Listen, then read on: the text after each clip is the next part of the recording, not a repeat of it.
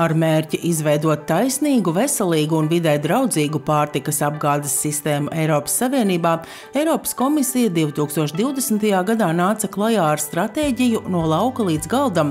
Tas ir viens no galvenajiem Eiropas zaļā kursa pasākumiem. Atbilstoši Eiropas Savienības stratēģijai No lauka līdz galdam, arī mēs Vidzemē strādājam pie tā, lai mēs savu reģionu pārtikas sistēmu varētu saukt par ilgtspējīgu.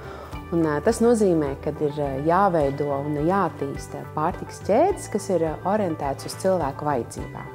Un tāpēc ir svarīgi pievērst būtisku lomu pilnīgi visiem šīm ķēdes posmiem.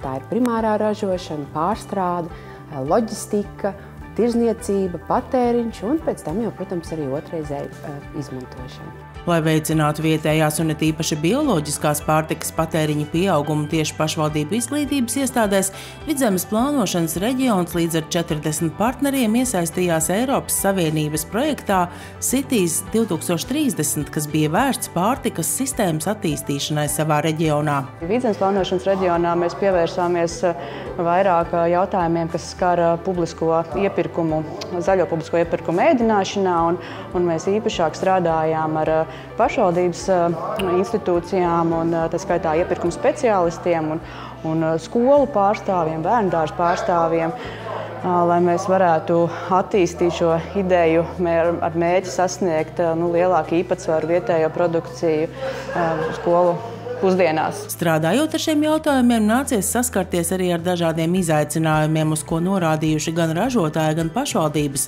Tostarp sarežģīto iepirkuma procedūru, trūkstošajiem resursiem, apjomu vai piegāžu nodrošināšanā, arī informācijas nepietiekamību par lauksaimnieku piedāvājumu reģionā. Tur pavisam tādas praktiskas darāmas lietas, lai pašvaldības apzinātu šo te pieejamo resursu un atkal, lai uzņēmēji, produktu ražotāji savā pusē iespējams kooperētos un palielinātu šo savu kapacitāti gan pieteikšanās procesam iepirkumos, gan arī šī produktu un sortimentu nodrošināšanai, jo ļoti svarīgi arī šis aspekts par sezonalitāti, lai pašvaldības speciālisti arī saprastu, kādus produktus pie mums Latvijā mēs audzējam, kādās sezonās un ko būtu vērts vispār jautāt šajos iepirkumos un iekļaut viņos. Projekta Cities 2030 laikā norisinājās apmācības pašvaldību iepirkuma speciālistiem, tāpat arī braucienu uz Somiju un Igauniju, kur gūtā pieredze apliecinājusi, uzstādīto mērķi ir iespējams sasniegt, tīpaši, ja sabiedrībā ir izpratne un līdz ar to arī interesi iesaistīties.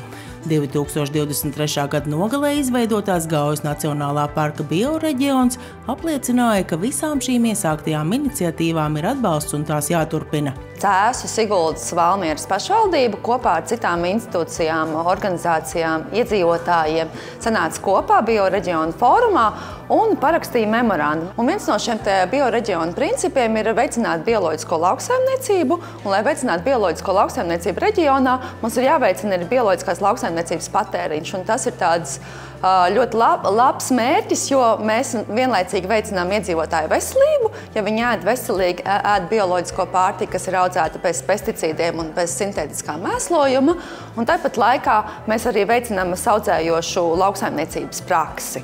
Ieviešot bioreģiona idejas praksē, tiek īstenots projekts We Make Transition, kur darbnīcās sanāca kopā iedzīvotāju biedrības, pašvaldību pārstāvji, pētnieki, lai diskutētu par to, ko katrs var darīt ilgtspējīgas pārtikas sistēmas veidošanā un ieviešanā. Sabiedrības līdzdalība ir ārkārtīgi svarīga, jo bioreģions ar šādiem augstiem mērķiem nevar tikt īstenots, ja neiesaistās liela daļa.